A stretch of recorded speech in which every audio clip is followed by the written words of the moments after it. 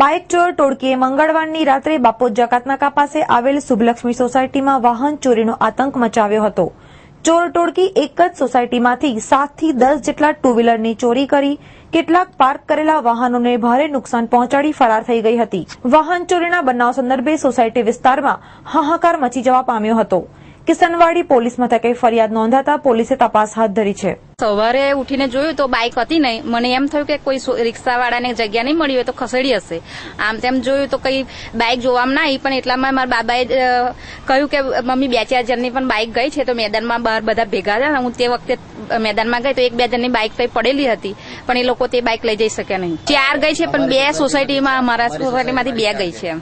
લગભગ 1-1.5 વાગ્યા સુધી તો હું જોઈ ઘરની પાસે પડી હતી બાઇક, પણ સવારે ઉઠીને જોયું 7 વાગે તો ઘરની પાસે બાઇક ના હોત મેં તપાસ કરી તો કે 2-4 જણાની એ તો બાઇકો ચોરી થઈ છે।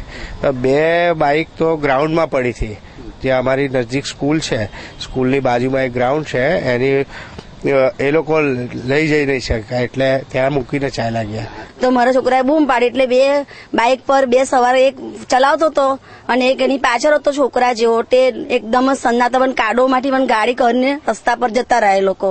એટલે અમે એકદમ પછી નીચે ઉતર્યા, પછી બાજુવાળાની ગાડી જોઈ, અમારી ગાડી ના મળી તો પછી બાજુવાળાને ઉઠાડ્યા અમે કે ગાડીઓ ક્યાં ગઈ, તો અમે અવડા બવડા બહાર નીકળ્યા તો મેદાનની પાછળ જ ગાડી હતી, આઈસર પાછળ જ ગાડીઓ 2 પડેલી।